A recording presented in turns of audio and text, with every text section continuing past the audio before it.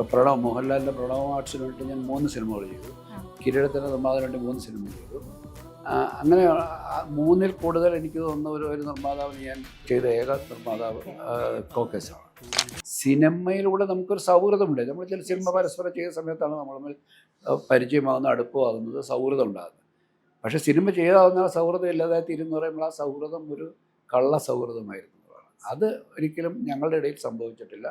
നമ്മളവിടെ ശരിക്കും സമരംഭത്തിനൊക്കെ നമ്മൾ ഷൂട്ട് ചെയ്യുന്നവർ എന്തൊരു ജോലി ചെയ്യുകയാണ് നമ്മൾ എന്നുള്ള തോന്നലില്ല. നമ്മളൊരു വെക്കേഷൻ അവിടെ വന്നപ്പം അതും നടക്കുന്നുണ്ട് ഇതും നടക്കുന്നുണ്ടെന്നേ ഉള്ളൂ. അല്ലാതെ ഒരു സ്ട്രെയിൻ എടുത്തിട്ടേ ഇല്ല ആ സിനിമയ്ക്ക്. ഇതൊരു എൻജോയ്മെൻ്റ് ആണ്. നമ്മൾ ഭയങ്കര ആർക്കോ വേണ്ടി കഷ്ടപ്പെട്ട് പണിയെടുക്കാമെന്ന് നമുക്കും തോന്നത്തില്ല. ഞാനൊരാളെ കൊണ്ട് പണിയെടുപ്പിക്കാമെന്ന് മറ്റേ ആൾക്കും തോന്നത്തില്ല. നമ്മളൊരു ഒരു കലാസൃഷ്ടി ഉണ്ടാക്കുന്നതിൻ്റെ ഒരു സുഖമുണ്ടല്ലോ. ആ സുഖത്തിൽ തന്നെയാണ് സിയാദോട് വർക്ക് ചെയ്യുന്നത്. എവർഗ്രീനുമായി അല്ലെങ്കിൽ കാലങ്ങളോട് നിൽക്കാൻ പോകുന്ന പാട്ടെന്ന് പറയുന്നത് എന്തൊരു മഹാനുഭാവം. കാരണം ദാറ്റ് ഈസ് എ ക്ലാസ് എല്ലാത്തിനും മുകളിൽ നിൽക്കുന്ന ഒരു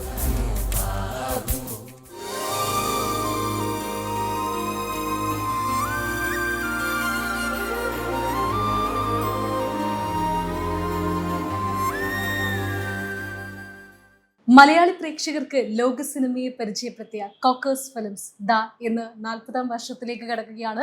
അപ്പോൾ ആ 40-ാം വർഷത്തിലേക്ക് കടക്കുമ്പോൾ കോക്കേഴ്സ് ഫിലിമുമായി ഒരുമിച്ച് ഒരുപാട് സിനിമകൾ സംവിധാനം ചെയ്തിട്ടുള്ള സിബി സാറാണ് ഇന്ന് നമ്മുടെ കൂടെ ഉള്ളത്. നമുക്ക് ചോദിക്കാം സിബി സാറിന് എന്തൊക്കെയാണ് കോക്കേഴ്സ് ഫിലിംസിനെ കുറിച്ച് പറയാനുള്ളതെന്ന്. Hi sir. കോക്കേഴ്സ് ഫിലിംസ് എന്ന് പറയുന്നത് ഇപ്പോൾ ഒരുപാട് വർഷമായി നമ്മുടെ കൂടെയുള്ളൊരു ഫിലിംസ് തന്നെയാണ്. സിനിമയുടെ എല്ലാത്തിലും ഒരുമിച്ചുള്ളൊരു സിനിമ, അതൊരു ലോകം തന്നെയാണ് കോക്കേഴ്സ് ഫിലിംസ് എന്ന് പറയുന്നത്. അപ്പോൾ കോക്കേഴ്സ് ഫിലിംസ് ആക്ച്വലി 40 വർഷത്തിലേക്ക് എത്തുകയാണ്. അപ്പോൾ സാറ് അതിൻ്റെ ഭാഗമായിരുന്നു, ഇപ്പോഴും ആണ്. അപ്പോൾ എന്ത് തോന്നുന്നത് അതിനെക്കുറിച്ച് ഈ ഒരു 40 വർഷക്കാലത്തിലേക്ക് എത്തി നിൽക്കുമ്പോൾ? മലയാള സിനിമയെ സംബന്ധിച്ചിടത്തോളം ഇത്രയും ദീർഘകാലം സിനിമയിൽ നിലനിന്ന പ്രൊഡക്ഷൻ ഹൗസസ് വളരെ കുറവാണ്. ആദ്യകാലങ്ങളിലുണ്ടായിരുന്ന വലിയ വലിയ പ്രൊഡക്ഷൻ ഹൗസസ് ഒരുപാട് സിനിമകൾ ചെയ്ത് കുറേ കാലം ഇവിടെ നിന്നിരുന്നവരുണ്ട്. മഞ്ഞിലാസ്, സുപ്രിയ, അതിനു മുമ്പേ ഉള്ളത് ഉദയ, മെറിലാൻഡ് തുടങ്ങിയ സിനിമാ നിർമ്മാണ സ്ഥാപനങ്ങൾ. അതൊക്കെ അവരൊക്കെ വളരെ എസ്റ്റാബ്ലിഷ്ഡ് ആയിട്ട് സ്റ്റുഡിയോ ഫ്ലോറും സ്റ്റുഡിയോയും ഒക്കെ സ്വന്തമായിട്ടുള്ള മെറിലാൻഡും ഉദയൊക്കെ അങ്ങനെ തന്നെയായിരുന്നു. പക്ഷേ അതിന് ശേഷം വന്നവർ അങ്ങനെ ഒരു സ്വന്തം സ്റ്റുഡിയോയും അല്ലെങ്കിൽ ഫ്ലോറുകളും വെച്ചിട്ടല്ല അവർ സിനിമ ചെയ്തിട്ടിരുന്നത്. അവർ കൂടുതൽ ആദ്യകാലത്ത് അവർ ചെന്നൈ ബേസ്ഡാണ്. അന്നത്തെ മദ്രാസിലായിരുന്നു മലയാള സിനിമയുടെ ഒരു കേന്ദ്രം. ദക്ഷിണേന്ത്യൻ സിനിമകൾ മുഴുവൻ മദ്രാസിൽ നിന്നാണ് വന്നത്. കോടമ്പക്കം തന്നെയായിരുന്നു. പിന്നീട് മലയാള സിനിമ ഇങ്ങോട്ടേക്ക് പറിച്ചു നടന്നത് ഒരു 90കളുടെയൊക്കെ അവസാനത്തിലൊക്കെയാണ് കൂടുതലായിട്ടും മലയാള സിനിമ കേരളത്തിലേക്ക് എത്തുന്നത്. പക്ഷേ ഈ കോക്കേഴ്സ് ഫിലിംസ് ഞാനും ഏകദേശം ഒരേ സമയത്ത് സിനിമയിൽ വന്ന ആൾക്കാരാണ്. ഞങ്ങൾക്കൊരു പ്രായമാണ് സിനിമയിൽ. എൻ്റെ ആദ്യത്തെ സിനിമയും 85-ലാണ്. കോക്കേഴ്സിൻ്റെ ആദ്യത്തെ സിനിമയും 85-ലാണ്. കൂടും തേടി എന്ന സിനിമ. അപ്പോൾ ഏകദേശം ഒരേ കാലഘട്ടത്തിൽ സിനിമയിൽ സജീവമായി വന്ന ഒരു സ്ഥാപനവും അതിൻ്റെ ഉടമ സിയാദ് കോക്കറും. ഞാനും അതേപോലെ തന്നെ സിനിമയിൽ അതേ കാലഘട്ടത്തിൽ വന്ന ഒരു ഫിലിം മേക്കർ എന്ന നിലയിൽ. അപ്പം ഞങ്ങൾ ഒരുമിച്ചുള്ള യാത്രയിൽ ഞങ്ങൾ ഒരുമിച്ച് സിനിമകൾ ചെയ്തു തുടങ്ങിയത് വളരെ കാലത്തിന് ശേഷമാണ്. ഏതാണ്ട് 13 വർഷങ്ങൾക്ക് ശേഷമാണ് സിനിമയിലെത്തി. 13 വർഷങ്ങൾക്ക് ശേഷമാണ് ഞങ്ങൾ രണ്ടുപേരും 13 വയസ്സിലെത്തിയ ശേഷമാണ്, ഞങ്ങൾ ടീനേജിലാണ് ഞങ്ങൾ സിനിമയിലേക്ക് എത്തുന്നത്. അപ്പം സിനിമയെ എനിക്ക് അത് തോന്നുന്നത്, ഒരാളൊരു സിനിമ എടുക്കാൻ വരുമ്പോൾ അയാൾക്ക് പല ഇൻറ്റൻഷൻസ് ഉണ്ടാവും. പലർക്കും ചിലർക്ക് അതിൽ നിന്ന് പണവും ഫെയിമും ഒക്കെ പ്രതീക്ഷിച്ചാണ് വരുന്നത്. ചിലരൊരു പാഷനോട് കൂടി വരുന്നവരുണ്ട്. അതിൽ രണ്ടാമത്തെ ഘട്ടത്തിൽ ആ കൂട്ടത്തിൽപ്പെട്ട ആളാണ് സിയാദ് കോക്കർ. സിനിമ എന്ന് പറയുന്നത് ഒരു പാഷനായിട്ട് കൊണ്ടു നടന്ന ആളാണ്. കാരണം അദ്ദേഹത്തിന് അതിനു മുമ്പും സിനിമയുമായിട്ട് വളരെ ബന്ധമുണ്ടായിരുന്നു. സിനിമ എന്ന് പറയുന്നത് അതിൻ്റെ എക്സിബിഷൻ ഏരിയയിൽ സ്വന്തമായിട്ട് തിയേറ്ററുകൾ, കേരളത്തിലെ ആദ്യത്തെ 70 mm തിയേറ്റർ ഓൺ ചെയ്ത ഒരു കുടുംബത്തിൽ നിന്നാണ് അദ്ദേഹം വരുന്നത്. സൈന എന്ന് പറയുന്നത്. ഞാനൊക്കെ എൻ്റെ ഓർമ്മയിൽ ചെറുപ്പകാലത്ത് സ്കൂളിൽ നിന്നും എക്സ്കർഷന് പോകുന്ന കൂട്ടത്തിൽ 70 mm തിയേറ്റർ, സൈന തിയേറ്ററിൽ പോയി സിനിമ കണ്ട് ഞാൻ കണ്ട സിനിമയും എനിക്ക് ഓർമ്മയുണ്ട്. സൗണ്ട് ഓഫ് മ്യൂസിക് എന്ന് പറയുന്ന സിനിമ. അപ്പം നമ്മൾ സ്കൂൾ കാലഘട്ടത്തിൽ തൊട്ട് അല്ലെങ്കിൽ അപ്പോൾ സിയാദും ഏകദേശം ആ സമയത്തൊക്കെ പഠനകാലം തന്നെയാണ്. അപ്പം മലയാളത്തിലെ ആദ്യത്തെ അല്ലെങ്കിൽ കേരളത്തിലെ ആദ്യത്തെ 70mm തിയേറ്റർ ഉടമയായ ഒരു പിതാവിൻ്റെ മകനാണ്. അതേപോലെ തന്നെ എറണാകുളത്തെ ഏറ്റവും പ്രശസ്തമായ തിയേറ്ററുകൾ മൈമൂൺ ലുലു എന്ന് പറയുന്ന 2 തരം സിനിമ പ്രദർശനശാലകൾ സ്വന്തം വീട്ടുമുറ്റത്തും പണിത ആൾക്കാരാണ് അവർ. വീടിൻ്റെ മുമ്പിലത്തെ സ്ഥലത്താണ് അവർ വീട് പണിത് ഈ തിയേറ്റർ പണിത്. അപ്പോൾ അത് അവരുടെ ജീവിതത്തിൻ്റെ ഒരു ഭാഗമായി മാറി. ആ സിനിമ എന്ന് പറയുന്ന ഒരു അവരുടെ ബ്ലഡിലേക്ക് കയറി. സിയാദ് പലപ്പോഴും പറഞ്ഞു കേട്ടിട്ടുണ്ട്, ഈ സിനിമയ്ക്ക് വേണ്ടി സിനിമ കൊണ്ടുവരാൻ വേണ്ടിയിട്ട് ചൈനയിലൊക്കെ ഇംഗ്ലീഷ് സിനിമകൾ വരും, ഹോളിവുഡ് സിനിമകൾ. ഈ ഹോളിവുഡ് സിനിമകൾ കിട്ടണമെങ്കിൽ ചെന്നൈയിലെ ഡിസ്ട്രിബ്യൂട്ടേഴ്സിൻ്റെ അടുത്ത് പോകണം, നേരിട്ട് പോയി. അതായത് ഹോളിവുഡിലെ സിനിമകൾ ഇവിടെ തരുന്ന ചില വിതരണ സ്ഥാപനങ്ങൾ ചെന്നൈയിലുണ്ട്. MGMൻ്റെ ആയാലും വാർണർ ബ്രദേഴ്സിൻ്റെ ഒക്കെ ആയിട്ടുള്ള സിനിമകൾ കൊണ്ടുവരുന്ന ഒരു സ്ഥാപനങ്ങൾ അവിടെയുണ്ട്. അവിടെ നേരിട്ട് പോയി സിനിമകൾ സെലക്ട് ചെയ്ത് ഇവിടെ കൊണ്ടുവന്ന് അത് സിയാദ് തന്നെ നേരിട്ട് പോയി ചെയ്തിരുന്ന കഥകളൊക്കെ ഞാൻ പറഞ്ഞ് കേട്ടിട്ടുണ്ട്. അപ്പോൾ അത്രമാത്രം സിനിമയെ പാഷനോടെ കാണുന്നത് നമ്മൾ ലോക സിനിമയെ അല്ലെങ്കിൽ ഹോളിവുഡ് സിനിമയെ നമ്മുടെ മുമ്പിലേക്ക് എത്തിക്കുന്നവരൊക്കെ മലയാളികളുടെ മുമ്പിൽ എത്തിക്കുന്നതിൽ വലിയ പങ്ക് വഹിച്ച ആളാണ്. സിയാദ് ആദ്യമായിട്ട് സിനിമ എടുത്ത കഥകളൊക്കെ എൻ്റെ അടുത്ത് പറഞ്ഞു കേട്ടിട്ടുണ്ട്. അതായത് അദ്ദേഹത്തിൻ്റെ പിതാവിൻ്റെ കയ്യിൽ നിന്നും ഒരു 5 ലക്ഷം രൂപ വാങ്ങി ആദ്യത്തെ സിനിമ എടുത്തു. അതിൻ്റെ ലാഭം കൊണ്ട് തിരിച്ച് പിതാവിനെ ഏൽപ്പിച്ചു.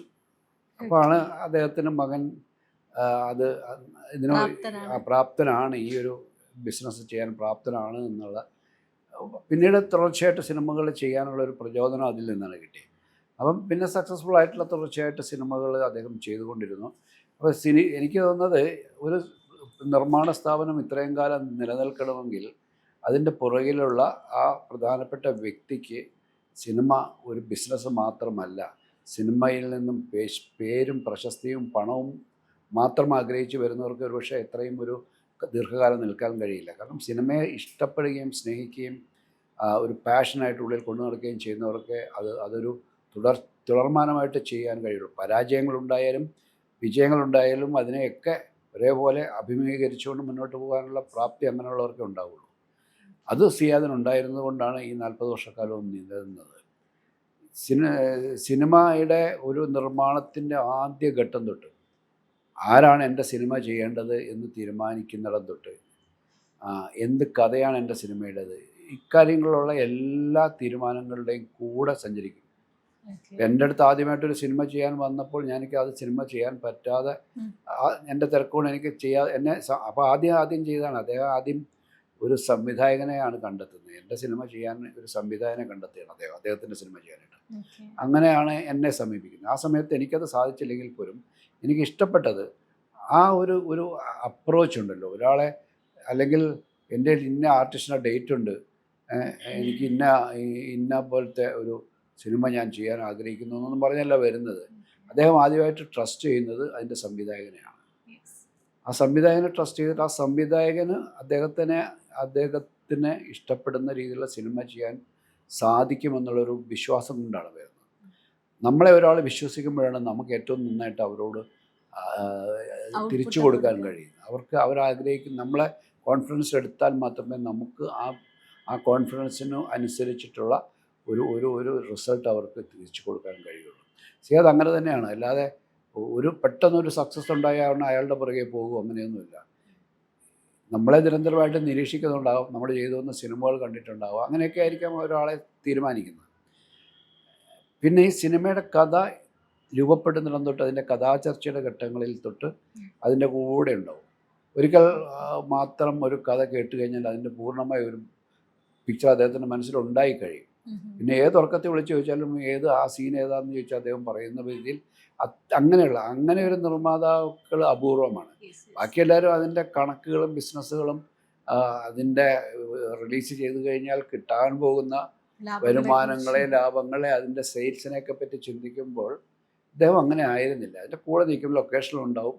നമുക്ക് എന്താവശ്യമുണ്ടെങ്കിലും അവിടെ സിനിമയ്ക്ക് ഗുണകരമാകുന്ന എന്ത് ഒരു ആവശ്യവും ഒരു സംവിധായകൻ ചോദിച്ചാൽ ഒരു മടിയും കൂടാതെ നമ്മളെ വിശ്വസിച്ച് തരികയും ചെയ്യും. അതാണ് അത് ഇപ്പം അദ്ദേഹത്തോട് ഇപ്പോൾ സിനിമ ചെയ്ത എല്ലാവർക്കും അത് തന്നെ ആ അനുഭവം തന്നെ ആയിരിക്കും പറയാനുണ്ടാവുക. ഞാൻ അദ്ദേഹത്തിൻ്റെ കൂടെ ഒരു 5ഓളം സിനിമകൾ ചെയ്തതിൻ്റെ അനുഭവത്തിൽ നിന്നാണ് ഞാൻ സംസാരിക്കുന്നത്. അപ്പോൾ കോക്കേഴ്സ് എന്ന് പറയുന്ന ഒരു സ്ഥാപനം എന്തുകൊണ്ട് ഈ 40 വർഷക്കാലം ഇവിടെ നിലനിന്നു, ഇപ്പോഴും നിലനിൽക്കുന്നു, തുടർന്നും അടുത്തൊരു തലമുറ അത് ഏറ്റെടുത്തുകൊണ്ട് മുന്നോട്ട് പോകുന്നു എന്നുള്ളൊരു ഘട്ടത്തിൽ കൂടിയാണ് നമ്മളിപ്പോൾ സഞ്ചരിക്കുന്നത്. 40 വർഷം കഴിയുമ്പോഴത്തേക്കും അദ്ദേഹത്തിൻ്റെ മകൾ ഇതിൻ്റെ സ്ഥാപനത്തിൻ്റെ ഒരു അതിനെ മുന്നോട്ട് കൊണ്ടുപോകാനായിട്ടുള്ള പ്രാപ്തിയിലേക്ക് എത്തിയിരിക്കുന്നു. കാരണം അവരും ജനിച്ചപ്പോൾ തൊട്ട് കണ്ടുവരുന്നത് ഈ ഒരു വീട്ടിലും നടക്കുന്ന സിനിമയെക്കുറിച്ചുള്ള ചർച്ചകളും കാര്യങ്ങളും അവരുടെ പ്രൊഡക്ഷൻ ഹൗസിൽ നിന്ന് വരുന്ന സിനിമകളും ഇതെല്ലാം കണ്ടു വളർന്നതാണ്. അപ്പോൾ അത് ഒരു ഒരു ഒരു ലേണിംഗ് എക്സ്പീരിയൻസ്, അവരുടെ ജീവിതം മുഴുവനും പഠിച്ചു മനസ്സിലാക്കി വിജയങ്ങളും പരാജയങ്ങളും കണ്ട, വലിയ വിജയങ്ങളും വലിയ പരാജയങ്ങളും കണ്ട ഒരു ഒരു ഒരു പാരമ്പര്യത്തിൽ നിന്നുകൊണ്ട് പുതിയൊരു തലമുറ ഇതിനെ ഏറ്റെടുക്കുമ്പോഴത്തേക്കും അത് ഇനിയും സക്സസ്ഫുൾ ആയിട്ടുള്ളൊരു യാത്ര ഉണ്ടാവും എന്നുള്ളതാണ് എൻ്റെ വിശ്വാസം. യെസ്, ഇനിയും ഒരുപാട് സക്സസ്ഫുൾ ആയ യാത്ര ഉണ്ടാവട്ടെ. അപ്പൊ എന്തായാലും ആ ഒരു കോൺഫിഡൻസിൽ നിന്ന് ഒരുപാട് റിസൾട്ട് ഉണ്ടായിട്ടുണ്ട്. 5 സിനിമയാണ് സർ സിയാദ് കോക്കറിന്റെ കൂടെ ചെയ്തിട്ടുള്ളത്. ഇപ്പം സമ്മർ ഇൻ ബത്ലഹേം, അതുപോലെ അപൂർവരാഗം, അങ്ങനെ ഒരുപാട് 5 സിനിമകൾ ചെയ്തിട്ടുണ്ട്. അപ്പൊ ആ സിനിമകളിലൊക്കെ ഉണ്ടായിരുന്ന എക്സ്പീരിയൻസ് ഒക്കെ എങ്ങനെയായിരുന്നു? ഈ ഒരു കോക്കേഴ്സിന്റെ ബാനറിൽ ഉണ്ടായ എക്സ്പീരിയൻസ്? ഞാൻ പറഞ്ഞത് ഈ നമ്മൾ ഒരു സിനിമ ചെയ്യാനായിട്ട് നമ്മുടെ കൂടെ വരുന്ന നിർമ്മാതാവും സംവിധായകരോടാണ് ആദ്യം ഒരു ഇൻറ്ററാക്ഷൻ നടക്കുന്നത്. നമ്മൾ തമ്മിലൊരു മനപ്പൊരുത്തമുണ്ടെങ്കിൽ, സംവിധായകനും നിർമ്മാതാവും തമ്മിലൊരു കമ്മ്യൂണിക്കേഷൻ ഉണ്ടെങ്കിൽ അത് ആ സിനിമയിൽ പ്രതിഫലിക്കും. ഇത് കൂടെ നിൽക്കുക ഒരാൾ നമ്മുടെ ഓരോ ഘട്ടങ്ങളിലും നമ്മുടെ ആവശ്യങ്ങളെ അറിഞ്ഞ് നമ്മൾ ചെയ്യുന്നതിനകത്ത് എന്തെങ്കിലും ഒരു കുറവ് തോന്നിയാൽ നമ്മളെ വിളിച്ച് പറയാൻ, നമ്മളെ മാത്രം വിളിച്ചിട്ട് അത് അങ്ങനെയല്ലല്ലോ നമുക്ക് ഇങ്ങനെയും കൂടെ നോക്കിക്കൂടെ എന്നൊക്കെ പറയാനും മാത്രം ഞാൻ അത്തരം പേഴ്സണൽ എക്സ്പീരിയൻസ് ഒക്കെ എനിക്ക് ഒരുപാടുണ്ട്. ചില സമയത്ത് നമ്മൾ ചിന്തിക്കുന്ന വഴിയിൽ നിന്ന് അല്ലെങ്കിൽ നമ്മൾ മുൻകൂട്ടി കണ്ട ചില കാര്യങ്ങളിൽ നിന്ന് ഡീവിയേറ്റ് ചെയ്ത് പോകുന്നതായിട്ട് ചിലപ്പോൾ തോന്നിയാൽ നമ്മളെ വിളിച്ചൊന്ന് ശ്രദ്ധിക്കണം. നമ്മൾ പല പല പ്രഷറുകളിൽ കൂടി ആയിരിക്കും സിനിമകൾ ഷൂട്ടിംഗ് സമയത്ത് നമ്മൾ അങ്ങനെ ആയിരിക്കും, ഒരുപാട് കാര്യങ്ങളുടെ പ്രഷേഴ്സ് ഉണ്ടാവും. പക്ഷേ അതൊക്കെ നമ്മുടെ കൂടെ നിന്നിട്ട് നമുക്കറിയാം ഒരാൾ എൻ്റെ കൂടെ ഉണ്ട്, എനിക്ക് സപ്പോർട്ടായിട്ട് ഒന്ന് തിരിഞ്ഞു നോക്കിയാൽ ഇയാൾ പുറയിലുണ്ട് എന്നുള്ളൊരു ധൈര്യം എപ്പോഴും ഉണ്ടാകും. പിന്നെ അതിൻ്റെ പോസ്റ്റ് പ്രൊഡക്ഷൻ സമയത്തും ഓരോ ഘട്ടത്തിലും നമ്മുടെ കൂടെ ഉണ്ടാവും. എഡിറ്റിംഗ് സമയത്ത് എല്ലാം ഇത് കണ്ട് ഓരോ പ്രാവശ്യം കാണുമ്പോഴും അതിനകത്തൊക്കെ അദ്ദേഹത്തിൻ്റെ ഒരു നിർദ്ദേശങ്ങളും എല്ലാം ഉണ്ടാകും. അതൊക്കെ വളരെ പോസിറ്റീവായിട്ടാണ് ഉള്ള കാര്യങ്ങളാണ്. പിന്നെ അതിൻ്റെ വിതരണം എന്ന് പറയുന്നത് അദ്ദേഹത്തിന് സ്വന്തമായിട്ട് ഡിസ്ട്രിബ്യൂഷൻ സ്ഥാപനം ഉണ്ടായിരുന്നു. അദ്ദേഹം അത് ചെയ്തുകൊണ്ടിരിക്കുമ്പോൾ തന്നെ റിലീസ് ചെയ്യുന്നതിൻ്റെ അതിൻ്റെ ഒരു ശൈലിയുണ്ട്. റിലീസിങ് ഡേറ്റ് തീരുമാനിക്കുന്നത്, എത്ര തിയേറ്ററുകളിൽ ഓരോ പടത്തിൻ്റെയും ക്വാളിറ്റി അല്ലെങ്കിൽ അതിൻ്റെ ഒരു റീച്ചബിലിറ്റിയെ മനസ്സിലാക്കിക്കൊണ്ട് വേണം. ഇപ്പോൾ ഒരു ചെറിയ പടം കൊണ്ട് എല്ലാ തിയേറ്ററുകളും കൊണ്ട് റിലീസ് ചെയ്യുന്ന പോലെയും ഒരു വലിയ സിനിമ കൊണ്ട് ചെറിയ തിയേറ്ററുകളിൽ റിലീസ് ചെയ്യാനും പാടില്ല എന്നും പറയുന്ന ചില സ്ട്രാറ്റജിയുണ്ട്. ആ സ്ട്രാറ്റജിയൊക്കെ കൃത്യമായിട്ടും വർഷങ്ങളായിട്ട് മനസ്സിലാക്കിക്കൊണ്ട് പിന്നെ ഇതിൻ്റെ മാർക്കറ്റിംഗ് കാര്യങ്ങളിലും വളരെ ശ്രദ്ധയോടുകൂടി ചെയ്യണം. ഇപ്പോൾ അടുത്ത കാലത്ത് ഇവരുടെ ദേവദൂതൻ എന്ന് പറയുന്നത് ഞാൻ ചെയ്ത സിനിമ 24 വർഷത്തിന് ശേഷം അത് റിലീസ് ചെയ്യുമ്പോൾ അതൊരു കൺവെൻഷനൽ ഒരു പബ്ലിസിറ്റി രീതി അല്ല അതിന് ഉപയോഗിച്ചത്. അത് വളരെ ഇന്നത്തെ ഏറ്റവും വലിയ ആൾക്കാരിലേക്ക് റീച്ച് ചെയ്യുന്ന സോഷ്യൽ മീഡിയയെ വളരെ വിദഗ്ധമായിട്ട് ഉപയോഗിച്ചുകൊണ്ടാണ് അത് ചെയ്തത്. അല്ലാതെ പത്രത്തിൽ വലിയ പരസ്യം കൊടുത്തിട്ടോ ഒരുപാട് പോസ്റ്ററുകൾ ഒട്ടിച്ചിട്ടൊന്നുമില്ല. പുതിയ ജനറേഷനാണ് സിനിമ കാണാത്തവർ. ആ ടാർഗറ്റഡ് ഓഡിയൻസിലേക്ക് അത് എത്താനായിട്ട് ഏറ്റവും നല്ല ഒരു പബ്ലിസിറ്റി സ്ട്രാറ്റജിയാണ് എടുത്തത്. സോഷ്യൽ മീഡിയയിലൂടെ ആ സിനിമയോട് ബന്ധപ്പെട്ട എല്ലാവരുടെയും ആ ഇൻ്റർവ്യൂകൾ, ആ കണ്ടൻറ്റുകൾ ഇങ്ങനെ വന്നുകൊണ്ടിരുന്നു. അപ്പോൾ അന്ന് പുതിയ ആൾക്കാർ സിനിമയുടെ വഴിയിലൊക്കെ നടക്കുമ്പോൾ കാണുന്ന പോസ്റ്റർ കണ്ടോ പത്രത്തിൽ വരുന്ന ഒരു പരസ്യം കൊണ്ടോ മാത്രമല്ല, അതിനേക്കാളും അവരെ ഇൻഫ്ലുവൻസ് ചെയ്യുന്നത് ദിവസത്തിൽ ഒരുപാട് പ്രാവശ്യം അവരുടെ മുമ്പിലേക്ക് അവരുടെ സോഷ്യൽ മീഡിയ അവരുടെ ഓരോ വിസിറ്റിലും അവർ പുതിയ പുതിയ അറിവുകൾ ഒരു പ്രോഡക്റ്റിനെ പറ്റി കിട്ടിക്കൊണ്ടിരിക്കുകയാണ്. അപ്പോൾ ആ ഒരു പാറ്റേണിലാണ് ഇതിൻ്റെ ദേവദൂതൻ ഇപ്പം. അപ്പോൾ ഞാൻ പറയുന്നത് തലമുറയ്ക്കും കാലത്തിനും ഒപ്പം സഞ്ചരിച്ചുകൊണ്ട് പുതിയ രീതികളിൽ സിനിമയെ മാർക്കറ്റ് ചെയ്യാനുള്ളൊരു തന്ത്രം ഉണ്ടാകുന്നു. അത് നന്നായിട്ട് വർക്ക് ചെയ്തു. കാരണം നമുക്കറിയാം ദേവദൂതൻ തിയേറ്ററുകളിൽ കിട്ടിയ ഒരു ഫസ്റ്റ് ഡേ തന്നെ ഇനീഷ്യൽ കിട്ടാനായിട്ടൊരു കാരണം, അതായത് 24 വർഷങ്ങൾക്ക് മുമ്പ് ഫെയിലറായ ഒരു സിനിമ വീണ്ടും റിലീസ് ചെയ്യുമ്പോൾ ഫസ്റ്റ് ഡേ തിയേറ്ററുകൾ ഫുള്ളാകണമെങ്കിൽ അതിൻ്റെ പുറകിൽ അത്തരത്തിലുള്ള ഒരു സ്ട്രാറ്റജികളുണ്ട്, പബ്ലിസിറ്റി ഒരു സ്ട്രാറ്റജിയും കൂടെ അതിനകത്ത് വലിയ പങ്ക് വഹിച്ചിട്ടുണ്ട്. അപ്പോൾ ഞാൻ പറയുന്നത് ആ ഒരു രീതിയിൽ കാലത്തിനൊത്തും സഞ്ചരിച്ചുകൊണ്ട് പുതിയ സിനിമകളെ, പുതിയ കാലത്തിൻ്റെ സിനിമകളെ കൊണ്ടുവരാൻ പ്രാപ്തിയുള്ള ഒരു നിർമ്മാണ സ്ഥാപനമായിട്ട് കോക്കേഴ്സ് ഇന്ന് നിലനിൽക്കുകയാണ്, ഇനി തുടരാൻ പോവുകയും. തീർച്ചയായും. അപ്പോൾ സാറിനും അതുപോലെ സിയാദ് സാറും ഒക്കെ ഒരേ ടൈമാണ് ഈ ഒരു ഇൻഡസ്ട്രിയിലേക്ക് വരുന്നതെന്ന് പറഞ്ഞിട്ടുണ്ടായിരുന്നു. അപ്പോൾ നിങ്ങളുടെ ഫ്രണ്ട്ഷിപ്പും അതുപോലെ തന്നെയാണ്, ഇപ്പോഴും ഉള്ളൊരു ഫ്രണ്ട്ഷിപ്പ് തന്നെയാണ്.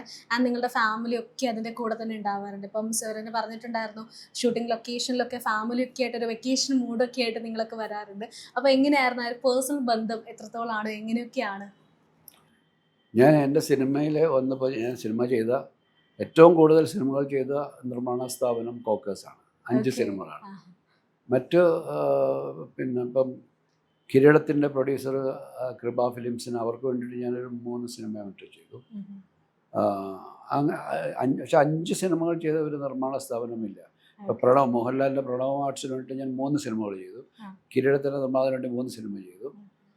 അങ്ങനെ 3-ൽ കൂടുതൽ എനിക്ക് തോന്നുന്ന ഒരു നിർമ്മാതാവിന് ഞാൻ തുടർച്ചയായിട്ട് സിനിമ, അല്ലെങ്കിൽ ഈ 40 വർഷങ്ങളിൽ 3 സിനിമകളിൽ കൂടുതൽ ചെയ്ത ഏക നിർമ്മാതാവ് കോക്കേഴ്സാണ്. അപ്പോൾ അത് തന്നെയാണ് ഒരു ബോണ്ടിങ്ങിൻ്റെ, ഒരു ഫ്രണ്ട്ഷിപ്പിൻ്റെ, ഒരു വിശ്വാസത്തിൻ്റെ എല്ലാം കാര്യങ്ങളാണത്. നമ്മൾ ചെയ്യുന്ന എല്ലാ സിനിമകളും സക്സസ് ആയാലും ഫെയിലിയർ ആയാലും നമ്മുടെയുള്ള വിശ്വാസം നഷ്ടപ്പെടും. ഞാൻ കോക്കേഴ്സിന് വേണ്ടി ചെയ്ത സക്സസ്ഫുൾ ആയിട്ടുള്ള സിനിമകളുണ്ട്, പരാജയപ്പെട്ട സിനിമകളുണ്ട്. പക്ഷേ അതൊന്നും നമ്മുടെ റിലേഷൻഷിപ്പിനെ ബാധിക്കുന്നില്ല. കാരണം അദ്ദേഹത്തിന് അറിയാം നമ്മളുടെ ശ്രദ്ധക്കുറവ് കൊണ്ടല്ല, അല്ലെങ്കിൽ നമ്മളുടെ വീഴ്ച കൊണ്ടല്ല ആ പരാജയം സംഭവിക്കുന്നത്. അത് സിനിമയുടെ ഒരു ഫെയ്റ്റാണ്. വിജയിക്കാം, പരാജയപ്പെടാം. പക്ഷെ വിജയപരാജയങ്ങൾ നമ്മുടെ ഫ്രണ്ട്ഷിപ്പിനെ ബാധിക്കാറില്ല, നമ്മുടെ ബന്ധങ്ങളെ ബാധിക്കാറില്ല എന്നുള്ളതാണ്. എനിക്ക് വളരെ എന്നെ എപ്പോഴും സ്വാധീനിച്ചിട്ടുള്ള ഒരു വാക്ക് സംഗീത സംവിധായകൻ ജോൺസൺ പറഞ്ഞതാണ്.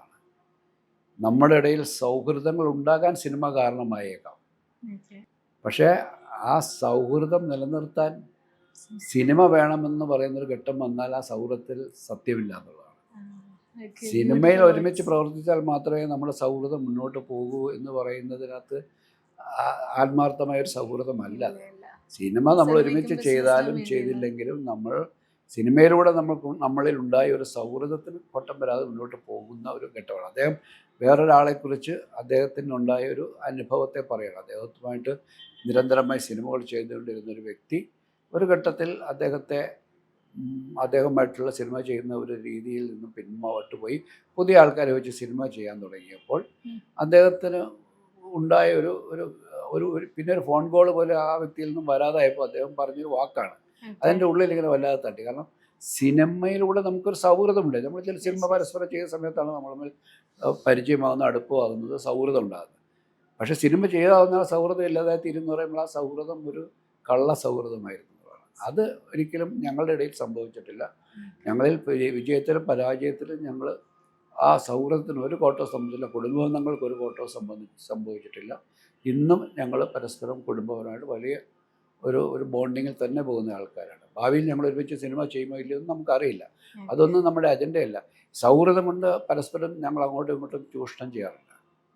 കാരണം ആ ചൂഷണം വരുമ്പോഴാണല്ലോ എക്സ്പ്ലോയിറ്റ് ചെയ്യണം. നമ്മുടെ സൗഹൃദത്തെ ഒരാൾ എക്സ്പ്ലോയിറ്റ് ചെയ്തിട്ട് അയാളിൽ നേട്ടം ഉണ്ടാക്കാൻ ആരെങ്കിലും ശ്രമിച്ചാൽ, ഞാനോ ചെയ്യാതെ ശ്രമിച്ചാൽ ആ ബന്ധത്തിൻ്റെ സത്യസന്ധത ഇല്ലാതായി തീരും.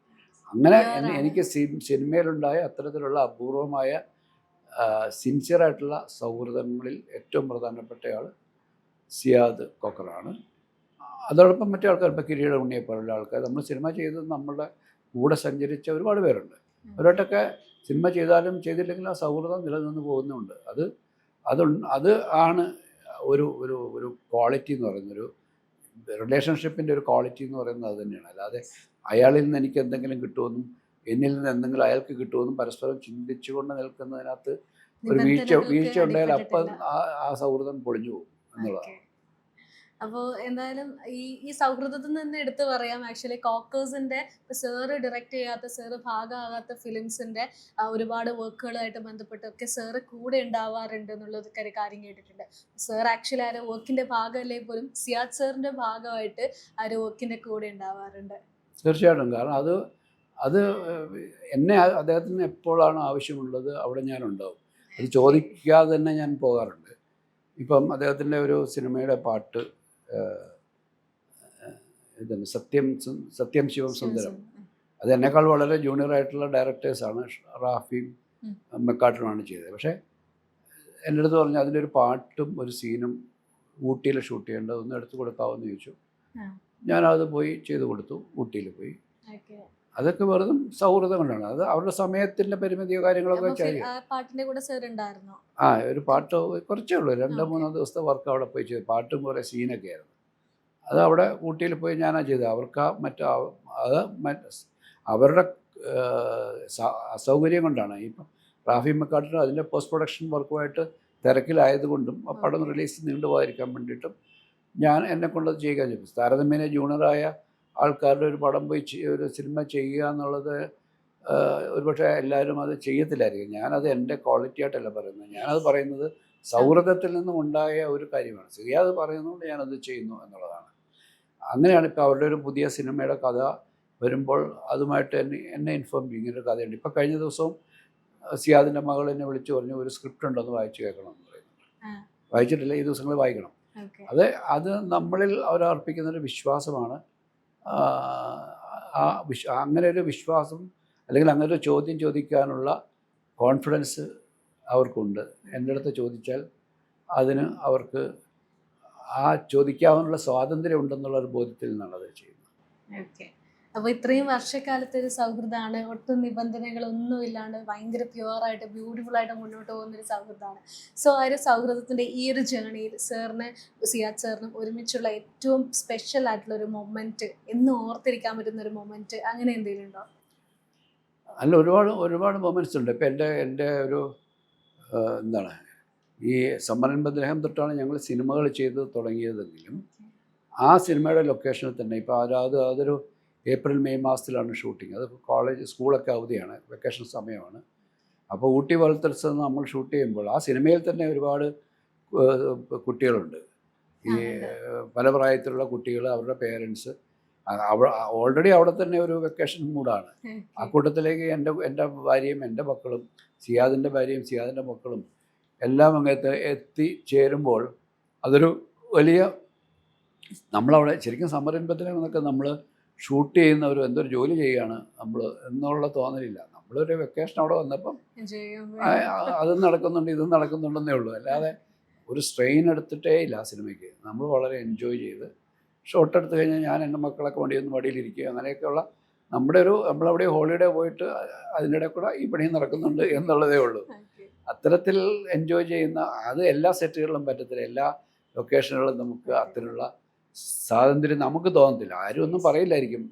പക്ഷേ നമുക്ക് നമ്മുടെ ഫാമിലിക്കും കൂടെ കംഫർട്ടബിൾ ആകുന്ന ഒരു ആംബിയൻസ് ഉള്ളിടത്തേക്ക് ഞാൻ അവരെ കൊണ്ടുപോകാറുള്ളൂ. അല്ലെങ്കിൽ അവർ ജസ്റ്റ് ഇപ്പോൾ ഒരു ദിവസമൊക്കെ വന്നിട്ടൊക്കെ പോകാം. കുറേ നാൾ എന്നെ കാണാതിരിക്കുമ്പോൾ കുട്ടികൾ കാണണമെന്ന് പറഞ്ഞാൽ വന്ന് പോകും, 1-2 ദിവസം വരും. അല്ലാതെ ഇങ്ങനെ പൂർണ്ണമായിട്ടൊക്കെ അവിടെ നിൽക്കുന്ന ഒരു സാഹചര്യം ഇത്തരത്തിൽ ഇപ്പോൾ കിരീടം, ഉണ്ണിയുടെ സിനിമകളിലൊക്കെ ആണെങ്കിൽ അവരും ഫാമിലി പോലെ തന്നെയാണ്. എപ്പോൾ വേണമെങ്കിലും വരികയും പോവുകയും ചെയ്യാം. അതൊന്നും അവർക്കൊരു അതൊരു ഷൂട്ടിംഗ് ലൊക്കേഷനിൽ വരുന്ന പോലെയുമല്ല. ഒരു വീട്ടിലേക്ക് നമ്മളൊരു ഗസ്റ്റായിട്ട് അവിടെ പോവുക, അല്ലെങ്കിൽ ഒരു സൗഹൃദത്തിൻ്റെ ഒരു രീതിയിൽ പരസ്പരം അങ്ങോട്ടും ഇങ്ങോട്ടും പോകുന്നതിനപ്പുറത്തേക്കില്ല. സിയാദുമായിട്ടുള്ള ബന്ധത്തിൽ അങ്ങനെ ഒരുപാട് വളരെ വാംതായിട്ടുള്ള ഒരുപാട് മൊമെൻറ്റ്സ് ഉണ്ടായിട്ടുണ്ട്. എണ്ണിയാലും പറഞ്ഞാലും തീരാത്തത്രയും ഉണ്ട്. ചിലപ്പോൾ വൈകുന്നേരങ്ങളിലൊക്കെ അയാൾ പെട്ടെന്ന് വിളിക്കുന്ന, എവിടെയാണോ വാ നമുക്കിവിടെ കുറച്ച്, ഒരു കാര്യം ഉണ്ടാകത്തില്ല, അവിടെ പോയി ഒന്നുമില്ല, ഞങ്ങൾ പോയി അവിടെ കുറേ നേരം സംസാരിക്കും. കഴിഞ്ഞ ദിവസം ഞങ്ങൾ സംസാരിച്ചിട്ട് ഞാനും വൈഫും പോയി അവിടെ ഇരുന്ന് സംസാരിച്ച് കുറേ കഴിഞ്ഞ് വാച്ച് നോക്കുമ്പോൾ 1:15 വെളുപ്പിനെ. അപ്പോഴാണ് ഞങ്ങൾ അറിയുന്നത്. അപ്പോൾ അവിടെ നിന്ന് ഭക്ഷണം കഴിച്ചു, കഥകൾ പറഞ്ഞ് പഴയ കാര്യങ്ങളൊക്കെ പറഞ്ഞ് അപ്പോൾ അതൊരു എന്താണ് ഈ നേരത്തെ പറഞ്ഞ അൺകണ്ടീഷണൽ ആയിട്ടുള്ള റിലേഷൻഷിപ്പാണ്. അത് ആർക്കും യാതൊരുവിധ അജണ്ടകളില്ലാത്തൊരു റിലേഷൻഷിപ്പാണ്. ഓക്കെ, ബ്യൂട്ടിഫുള്ളാണ്. അപ്പോൾ എന്തായാലും സാറിൻ്റെ മൂവീസ് ഇപ്പോൾ സമ്മരൻ ബദ്ലഹേം, ദേവദൂതൻ എല്ലാം കുറച്ചുകൂടി ഒരു ബജറ്റ് ഓറിയൻറ്റഡ് ആയിട്ടുള്ള മൂവീസാണ്. അപ്പോൾ ആ ഒരു മൂവീസിൻ്റെ ഒക്കെ കാര്യത്തിൽ ഒരു പ്രൊഡ്യൂസർ എന്ന നിലയിൽ സിയാദ് സാറിൻ്റെ സപ്പോർട്ടൊക്കെ എങ്ങനെയായിരുന്നു? ഇതാണ്, നമ്മൾ ഒരു സിനിമയ്ക്ക് ആവശ്യമുള്ളത് എന്താണെന്ന് മനസ്സിലാക്കി കൂടെ നിൽക്കുന്ന ആളാണ്. ഞാൻ പറഞ്ഞല്ലോ, ഇത് സിനിമയുടെ ആലോചന ഘട്ടത്തിൽ തൊട്ട് അതിൻ്റെ കഥയും തിരക്കഥയും എഴുതുന്ന ഘട്ടം തൊട്ട് ഓരോ ഘട്ടത്തിലും അദ്ദേഹം കൂടെ ഉണ്ടാകും. എപ്പോഴും എന്താണ് ഓരോ ദിവസത്തെ അത് ഇഷ്ടം കൊണ്ടാണ്, ക്യൂരിയോസിറ്റി ആണ്. എന്താ ഇന്ന് നമ്മളൊരു ദിവസം റൈറ്ററും ഡയറക്ടറും കൂടി ഇരുന്ന് ഡിസ്കസ് ചെയ്യുക, പുള്ളി വൈകുന്നേരം തിരക്കാൻ കഴിഞ്ഞത് ഇന്നെന്തായി പുതിയ ഡെവലപ്മെൻറ്റ് എന്താണ് ആ കഥയിലുണ്ടായിരിക്കുന്നത്, അതറിയാനുള്ള ഒരു ആകാംക്ഷയിലാണ്. പാട്ട് കമ്പോസ് ചെയ്യുമ്പോൾ നമ്മൾ കൂടെ ഇരിക്കും, കാരണം പാട്ട് ഇഷ്ടപ്പെടുന്ന ആളാണ്. അപ്പോൾ അത് ആസ്വദിച്ച് അങ്ങനെ ഒരു എൻജോയ്മെൻ്റ് ആണ്. നമ്മൾ ഭയങ്കര ആർക്കോ വേണ്ടി കഷ്ടപ്പെട്ട് പണിയെടുക്കാമെന്ന് നമുക്കും തോന്നത്തില്ല, ഞാൻ ഒരാളെ കൊണ്ട് പണിയെടുപ്പിക്കാമെന്ന് മറ്റേ ആൾക്കും തോന്നത്തില്ല. നമ്മളൊരു ഒരു കലാസൃഷ്ടി ഉണ്ടാക്കുന്നതിൻ്റെ ഒരു സുഖമുണ്ടല്ലോ, ആ സുഖത്തിൽ തന്നെയാണ് സിയാദിനോട് വർക്ക് ചെയ്യുന്നത്. അപ്പോൾ ഞാനൊരു കാര്യം എൻ്റെ മറ്റു പല സംവിധായകരുടെ കാര്യത്തെപ്പറ്റി എനിക്കറിയില്ല, പക്ഷേ എനിക്കൊരു സിയാദ് എനിക്ക് ഇന്നൊരു സാധനം വേണം, എന്തിനോടോ അതൊന്നും ചോദിക്കത്തില്ല. അത് ഞാൻ ചോദിക്കുന്നത് ആത്മാർത്ഥമായിട്ടും സിനിമയുടെ ആവശ്യത്തിന് വേണ്ടി അത് വേണ്ടതാണെന്ന് തോന്നുന്ന ബോധ്യം അദ്ദേഹത്തിനുണ്ട്. അല്ലാതെ നമ്മുടെ അടുത്ത് ചോദ്യങ്ങളൊന്നുമില്ല, അതിൻ്റെ ആവശ്യമുണ്ടോ, ഇത് പോരെ എന്നൊന്നുമില്ല. എന്താണോ നമുക്ക് വേണ്ടത് അത് തരും, അതിനേക്കാൾ കൂടുതലായിട്ട് നല്ലതായിട്ട് തരാൻ ശ്രമിക്കാറുണ്ട്. എപ്പോഴും ഒരു കോംപ്രമൈസ് ഉണ്ടാകത്തില്ല. ഇപ്പം കോക്കേഴ്സിന്റെ സിനിമകളിൽ സാറിന് ഏറ്റവും ഇഷ്ടപ്പെട്ട, കോക്കേഴ്സായിട്ട് ചേർന്നിട്ടുള്ള സിനിമകളിൽ സാറിന് ഏറ്റവും ഇഷ്ടപ്പെട്ടുള്ള ഒരു സിനിമ ഏതാണ്? ദേവദൂതനുണ്ട്, അപൂർവരാഗമുണ്ട്, സമ്മറിൻ ബദ്രേകമുണ്ട്. ഇതൊക്കെ വളരെ സ്പെഷ്യൽ ആയിട്ടുള്ള സിനിമകളാണ്. ഓക്കെ, അപ്പൊ നിങ്ങൾ ഒരുമിച്ച് ചേർന്നപ്പോഴൊക്കെ ഒരുപാട് സോങ്സിന്റെ മാജിക് നടന്നിട്ടുണ്ട്, ഭയങ്കര ബ്യൂട്ടിഫുൾ ആയിട്ടുള്ള ഒരുപാട് സോങ്സ് പിറന്നിട്ടുണ്ട്. അപ്പൊ അതിൽ ഏറ്റവും ഇഷ്ടപ്പെട്ട ഒരു സോങ് അത് ഏതാണ്? ഇതൊക്കെ വളരെ ബുദ്ധിമുട്ടാണ്. മക്കളിൽ ആരോടാണ് കൂടുതൽ ഇഷ്ടമെന്ന് ചോദിക്കുന്നവരെയാണ്. കാരണം വിദ്യാസാഗർ ഞാനും സിയാദുമായിട്ട് ചെയ്ത സിനിമകളിൽ സമ്മറിലാണേലും വിദ്യാസാഗറുണ്ട്, സിയാദിൻ്റെ കോക്കേഴ്സിൻ്റെ പ്രൊഡക്ഷനിൽ സമ്മറിലുണ്ട്, ദേവദൂതനിലുണ്ട്, അപൂർവരാഗത്തിലുണ്ട്, ആലിസ് ഇൻ വണ്ടർലാൻഡിലുണ്ട്. ഒരു സിനിമയിൽ മാത്രമാണ് മോഹൻ സിത്താര വന്നത്, 1000 രൂപ. ബാക്കി എല്ലാ സിനിമകളും ഞങ്ങൾ വിദ്യാസാഗറിനോട് ചെയ്ത സിനിമകളാണ്. ഈ 5 സിനിമകളിലും നല്ല പാട്ടുകളുണ്ട്. അപ്പം ആ കമ്പോസിങ് തൊട്ട് നമ്മളതിനെ ആസ്വദിച്ച് വരുന്നുണ്ട്. അതിൻ്റെ പിക്ചറൈസേഷൻ സമയത്ത് നമ്മളത് ആസ്വദിച്ചാണ് ചെയ്യുന്നത്. അപ്പോൾ എല്ലാം ഇഷ്ടപ്പെട്ട പാട്ടുകൾ തന്നെയാണ്, ഒന്നൊന്ന് മാത്രമായിട്ട് പറയാൻ കഴിയാത്ത വിധത്തിൽ. എന്നാൽ ഔട്ട്സ്റ്റാൻഡിങ്ങും എവർഗ്രീനുമായി അല്ലെങ്കിൽ കാലങ്ങളോളം നിൽക്കാൻ പോകുന്ന പാട്ടെന്ന് പറയുന്നത് എന്തൊരു മഹാനുഭാവർ തന്നെയാണ്. കാരണം ദാറ്റ് ഈസ് എ ക്ലാസ്, എല്ലാത്തിൻ്റെ മുകളിൽ നിൽക്കുന്ന ഒരു something very unique and special. അതെ, അതാണ് അതിനെ കവച്ചു വെക്കാൻ ഒരു മലയാള സിനിമയിൽ അത്തരത്തിലുള്ളൊരു കമ്പോസിഷൻ, ഒരു ക്രിയേറ്റിവിറ്റി സംഭവിച്ചിട്ടില്ല.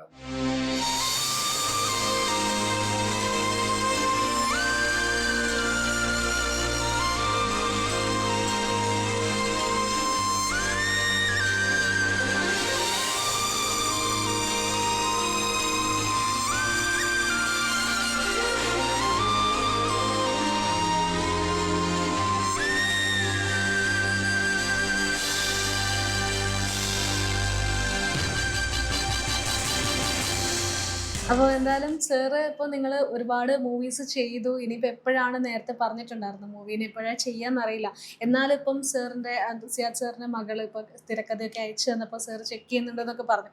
അപ്പോൾ അങ്ങനെ ഓരോരോ മൊമെൻറ്റ്, സിനിമയായിട്ട് ബന്ധപ്പെട്ട മൊമെൻറ്റ് ഇപ്പം നിങ്ങളുടെ ലൈഫിൽ ഉണ്ടാകുന്നല്ലോ. അപ്പോൾ അങ്ങനെ ഏതൊരു മൊമെൻറ്റിൽ നിങ്ങൾക്ക് തോന്നുന്നുണ്ടാവില്ലേ, യെസ് ഒരുമിച്ച് ഇനി ഒന്ന് ചെയ്യുമോ എന്നൊക്കെയുള്ളൊരു കൺഫ്യൂഷനൊന്നുമില്ല. അത് ഒരു സമയം ഇപ്പം നമ്മൾ ഒരു സിനിമ ചെയ്യാം എന്ന് പറഞ്ഞ ഒരു സിനിമ ഉണ്ടായി വരിക, ഞാൻ പറയില്ലേ, ഇറ്റ് ജസ്റ്റ് ഹാപ്പൻസ്. അല്ലാതെ ഞാൻ പ്ലാൻ ചെയ്തിട്ട് ഞാൻ സിയാദ് പറയാ ഞാൻ സിബിയെ വെച്ചൊരു സിനിമ തുടങ്ങാൻ പോകുന്നത്, അങ്ങനെയില്ല. എവിടുന്നെങ്കിലും നമ്മളറിയാതെ അത് ഇങ്ങനെ പൊങ്ങി വരും. അങ്ങനെ വരുമ്പോഴാണ് അതൊരു അങ്ങനെ ഒരു നാച്ചുറലായിട്ടുള്ള ഒരു ഇവോൾവിങ് ഉണ്ടാകുമ്പോഴാണ് ഒരു നല്ല സിനിമ ഉണ്ടാകുന്നത്. അത് ഞാനിപ്പോൾ നമുക്ക് ഒരുമിച്ചൊരു സിനിമ ചെയ്യാമെന്നൊക്കെ പറഞ്ഞാൽ അങ്ങനെയും ചെയ്തിട്ടുണ്ട് 1-2 സിനിമകൾ. ആ സിനിമകളൊക്കെ ഞാൻ പറഞ്ഞ ലിസ്റ്റിൽ ഉണ്ടായില്ല എന്നുള്ളതാണ്. അല്ല, അത് ചില പ്രത്യേക സാഹചര്യത്തിൽ 1000-1 എന്ന് പറയുന്ന സിനിമ ശരിക്കും ചെയ്യാനുള്ള സിനിമയായിരുന്നില്ല. ഒരു പ്രത്യേക ഘട്ടത്തിൽ ഷൂട്ടിങ്ങിൻ്റെ തൊട്ട് മുമ്പ് ആ പ്രൊഡ്യൂസർ ബാക്കൗട്ട് ചെയ്തപ്പോൾ അത് ഏറ്റെടുത്ത ആളാണ്. അങ്ങനെ വന്ന് ചെയ്തു. അതും എൻ്റെ സംബന്ധിച്ചോളം എൻ്റെ ജീവിതത്തിൽ പെട്ടെന്ന് ഒരു ശൂന്യതയിൽ നിന്നും ഒരാൾ എന്നെ സഹായിക്കാൻ എത്തുകയാണ്. എനിക്കത് വിളിച്ചു പറയാൻ ഒരാളെ ഉണ്ടെന്നുള്ള ബോധ്യം എനിക്കുണ്ട്. ഞാൻ ഷൂട്ടിങ്ങിനായിട്ട് പുറപ്പെടാനായിട്ട് ടിക്കറ്റും എടുത്ത് ഒരു ചെന്നൈയിൽ, ഞാൻ അന്ന് ചെന്നൈയിൽ താമസിക്കാൻ, ചെന്നൈയിൽ നിന്ന് രാത്രിയിലത്തെ മാംഗ്ലൂർ മെയിലിന് ഞാൻ കയറുകയാണ്, ഷൊർണൂരേക്ക് പോവുകയാണ്. നാളെ രാവിലെ ഷൂട്ടിംഗ് തുടങ്ങാനായിട്ട് എല്ലാവരും അസംബിൾ ആകുകയാണ് അവിടെ. ആ ഉച്ചയ്ക്ക് വന്നിട്ട് ഈ പ്രൊഡ്യൂസർ പറയുന്നു ഞാൻ ബാക്ക് ഔട്ട് ചെയ്യുന്നു എന്ന് പറയുന്നു. ഞാനൊരു ശൂന്യതയിലായി. എല്ലാവരും എന്നെ വിശ്വസിച്ച് അവിടെ നിൽക്കുന്നു. അപ്പോൾ എനിക്ക് വിളിക്കാൻ ഒറ്റ ഒരാളേ ഉള്ളൂ, ഒറ്റ ആളെ എൻ്റെ മനസ്സിലേക്ക് വന്നുള്ളൂ, സിയാദാണ്. ഞാൻ സിയാദിനെ വിളിച്ച് പറഞ്ഞു ഇങ്ങനെ ഒരു സിറ്റുവേഷനാണ്, താൻ ധൈര്യമായിട്ട് പുറപ്പെട്ടോ, ഞാൻ രാവിലെ അവിടെ എത്തുന്നു. അത്രേ ഉള്ളൂ. കാരണം എന്താണ് ഞാൻ ചെയ്യാൻ പോകുന്ന സിനിമയുടെ കഥയൊന്നും ഒന്നും അറിയില്ല. താൻ ട്രെയിൻ കയറിക്കോ, ഞാൻ രാവിലെ അവിടെ ഉണ്ടാവുമെന്ന് പറയും. ഞാനിവിടെ ട്രെയിൻ ഇറങ്ങുമ്പോൾ സിയാദ് എറണാകുളത്ത് കാറിൽ അവിടെ എത്തി. അവിടെ വെച്ചിട്ട് എന്താണ് പരിപാടി എന്ന് ചോദിച്ചാൽ ഇതൊക്കെ കഥ. ഓക്കെ, നമുക്ക് 2 ദിവസം ഒന്ന് നിൽക്കുക. അപ്പോൾ ഒരാൾക്ക് പെട്ടെന്ന് ടേക്ക് ഓവർ ചെയ്യാനായിട്ട് സമയം വേണ്ടേ. 2 ദിവസം കൊണ്ട് എല്ലാം പെട്ടെന്ന് വരുത്തി പുള്ളി ടേക്ക് ഓവർ ചെയ്ത സിനിമ നടക്കുകയാണ്.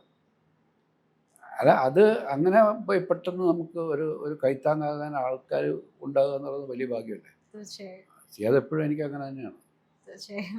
അപ്പൊ എന്തായാലും നിങ്ങൾ ഒരുമിച്ചുള്ള സിനിമയ്ക്ക് വേണ്ടി തീർച്ചയായും നമ്മൾ പ്രേക്ഷകർ കാത്തിരിക്കുകയാണ്. അങ്ങനെ ഉണ്ടാവണം. എനിക്ക് എൻ്റെ വലിയ ആഗ്രഹങ്ങളെന്നാണ് ഞാൻ പറഞ്ഞ ഈ 2 പേര് നടക്കും. ഇപ്പം കിരീടം ഉണ്ണിക്കായാലും സിയാദ് കോക്കറിനായാലും ഏത് സമയത്തും ഞാൻ അവൈലബിളാണ്.